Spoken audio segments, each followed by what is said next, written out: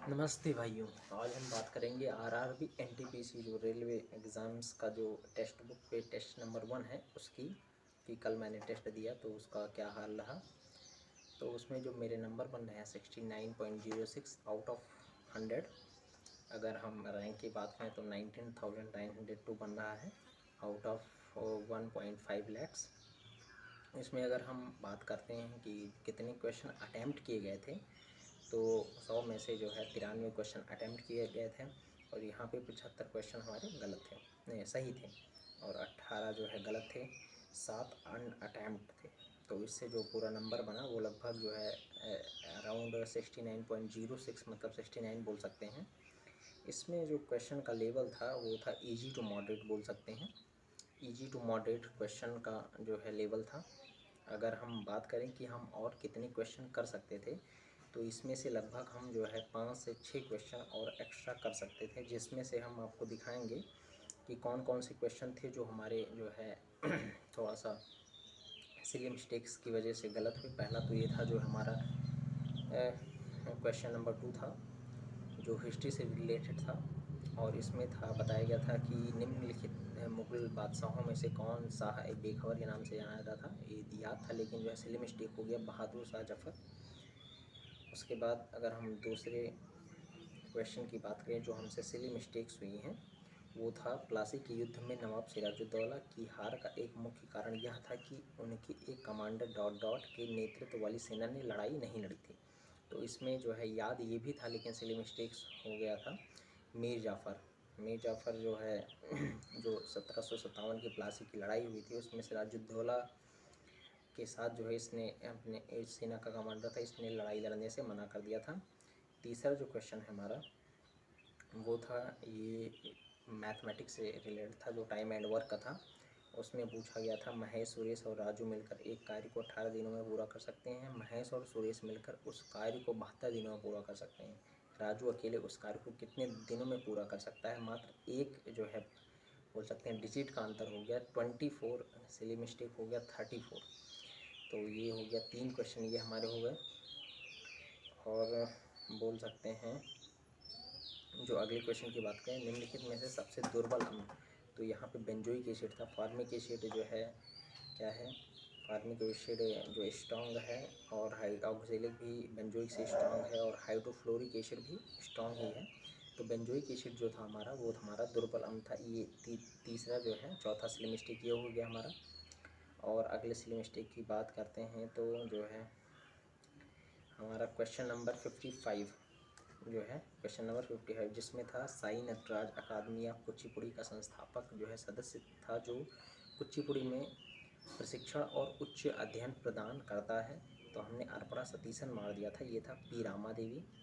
अगले क्वेश्चन की अगर बात करते हैं जो सिली मिस्टेक की वजह से गलत हुआ हमारा, तो अगला क्वेश्चन है 64 जिसमें जो है हम क्वेश्चन दिया गया था कि तीक्ष्ण 29 x+1 33 44 x+3 x+6 और 46 का माध्य जो था वो था 39 और प्रेक्षणों की माध्यिका ज्ञात बतानी थी। तो इसमें भी हमारा सिली मिस्टेक ही हुआ जिससे जो है कि काउंटिंग में दिक्कत हो गई थी और ये हमारा क्वेश्चन गलत हो गया। अगले क्वेश्चन की बात करें तो जो क्वेश्चन नंबर है 71, क्वेश्चन नंबर अगर हम 71 की बात करते हैं तो क्वेश्चन नंबर 71 में बताया गया था कि भारत की निम्नलिखित में से कौन सी एक नदी जो है ज्वारमुख नहीं बनाती, मतलब जो नदियां अरब सागर में गिरती हैं और जो नदियां जो है बंगाल की खाड़ी में गिरती हैं वो जो है ज्वारमुख नहीं बनाती और जो नदियां जो है अरब सागर में गिरती हैं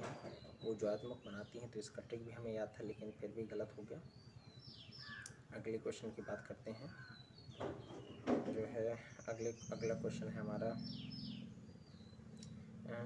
क्वेश्चन नंबर 77। क्वेश्चन नंबर 77 में हाँ ये था distance and direction and distance से रीजनिंग का सवाल था जो है गलत हो गया, ध्यान से हमने पढ़ा नहीं।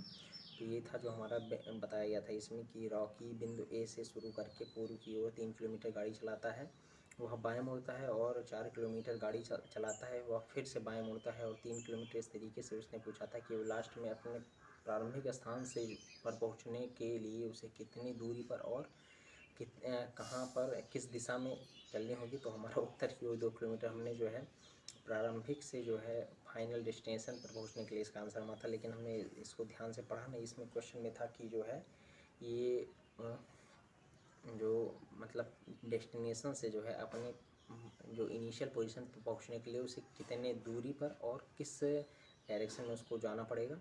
अगर हम क्वेश्चन नंबर अगला जो मिस्टेक हुआ था हमारा 86 नहीं 87, हाँ 87 था, जिसमें पूछा गया था 4 की पावर 16 + 1 एक्स से अगर विभाज्य है तो निम्नलिखित में से एक्स से विभाज्य कौन सा होगा। इसमें ऑप्शन थे 496 + 1, 448 + 1, 48 + 1 और 432 + 1। तो इसमें जो फार्मूला लगेगा वो यहाँ पे लगेगा a³ + b³। ये जो लगेगा a³ + b³, अगर कोई भी नंबर जो है अगर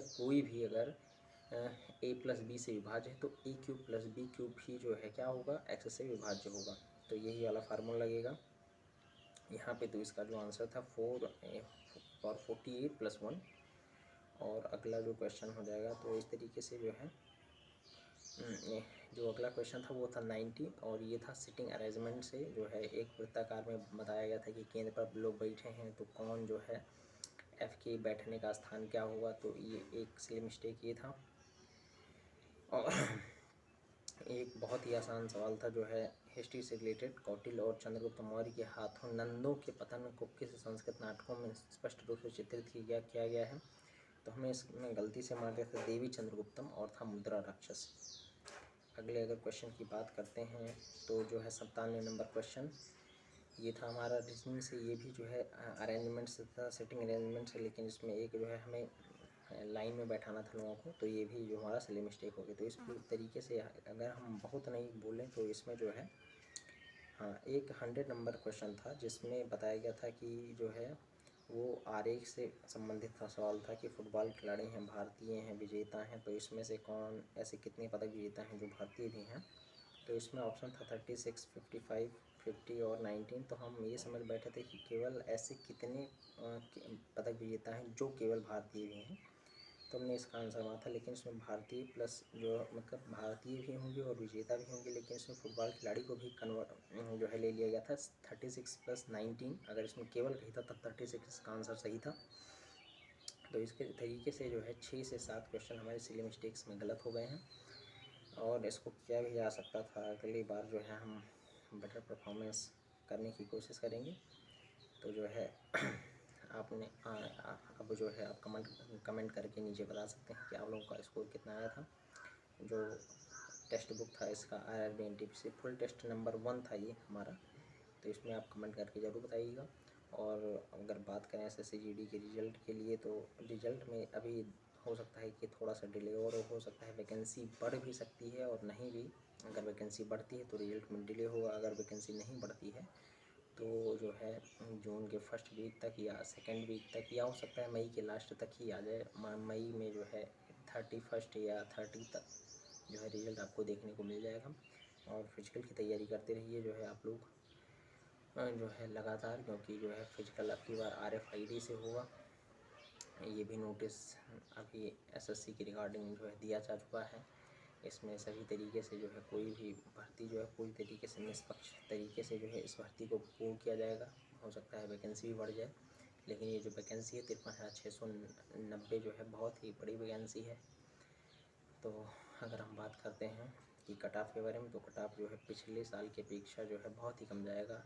लगभग अगर देखने को मिल जाए 10 नंबर से भी कम हो सकता है कि हम लोगों को कट ऑफ अब की बार देखने को मिल जाए। या फिर हो सकता है कि जो 2023 का जो वैकेंसी थी जो SSC GD की, तो वही वाली कट ऑफ सेम रिवाइज कर रहा है, क्योंकि वैकेंसी भी लगभग सेम है और कंपटीशन भी लगभग, क्योंकि अब की बार जो अटेंडेंस है वो लगभग जो है 50% से भी डाउन हो गया, लगभग 39% हो गया। जैसे कि 60 लाख फॉर्म भरे गए थे SSC GD के लिए। लेकिन इसका एक कॉमन फैक्टर ये भी हो सकता है कि यूपी पुलिस या बिहार पुलिस, और फिर जो है बात करें कि SSC CGL या CHSL MTS, इन सभी जो वैकेंसीज़ के जो रिज़ल्ट आए हैं, तो जो लोग हैं वो प्रेफर इन्हीं को करेंगे, GD को नहीं करेंगे। इसलिए जो है यहाँ पे कंपटीशन अब की बार जो है कम रहने वाला है, कट ऑफ भी कम जाने वाली है। तो आप लोग लगातार फिजिकल की तैयारी करते रहिए और अपने नेक्स्ट एग्ज़ाम को टारगेट बना करके जो है उसकी पढ़ाई भी करते रहिए, क्योंकि जो है एसएससी ने भी अपना कैलेंडर जारी कर दिया है। रेलवे तो वैकेंसी दे ही रहा है।